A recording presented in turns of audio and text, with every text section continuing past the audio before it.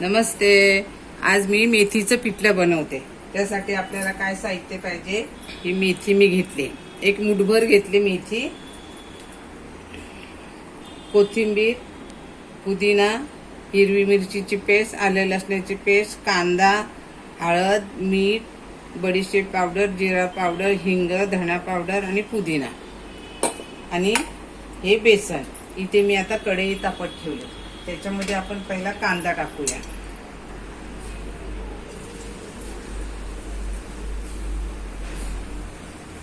आलं लसणाची पेस्ट आणि मिरचीची पेस्ट.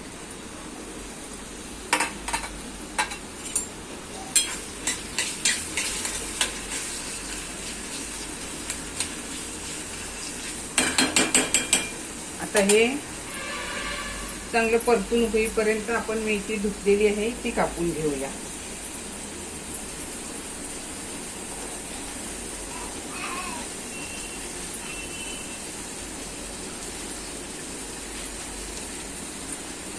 थोडंसंच पिठलं करते मी, म्हणून मी थोडीशीच मुठभरच मेथी घेतली. तुम्हाला जास्त करायचं असेल तर एक जुडी तुम्ही घेऊ शकता.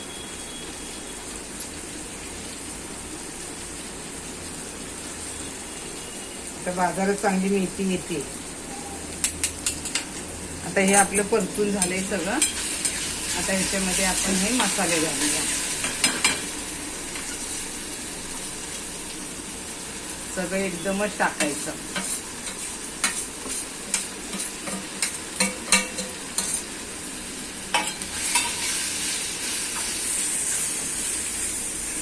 त्याच्यात मी लाल तिखट नाही वापरत, हिरवी मिरचीची पेस्ट वापरली ना, म्हणून लाल तिखट नाही वापरत.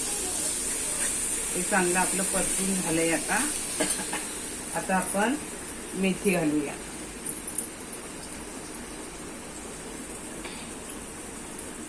जरा तेल ह्याला बऱ्यापैकी लागतं, कंजूसपणा नाही करायचं तेलाचं. मी चांगले 4 पाळ्या तेल घेतले. आता हे बेसन घालूया. मी अर्धा कप बेसन घेतले.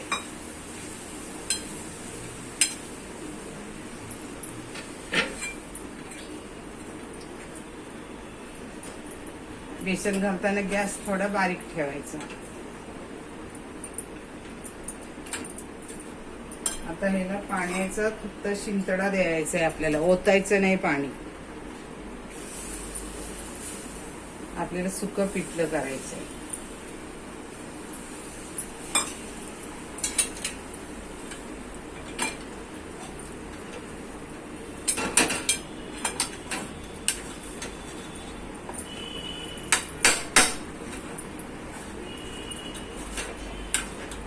आपण मेथीचं, पालकचं कसलंही पिठलं करू शकतो. कसुरी मेथीचं, टोमॅटोचं, बटाट्याचं, नुसतं कांद्याचं पिठलं. आता ह्याच्यावर 1-2 मिनिटं झाकून ठेवा, म्हणजे आपलं बेसन चांगलं शिजेल. आता हे पिठलं आपलं तयार. आता गॅस बंद. आता एका डिश मध्ये काढून घेऊया.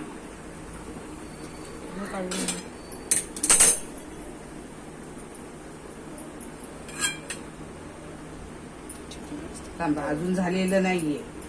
त्याच्यावरती एक वस्तू टाकायची आहे अजून. चालेल. पिठल्यावरती थोडं साजूक तूप टाकायचं, म्हणजे त्याची टेस्ट अजून छान येते.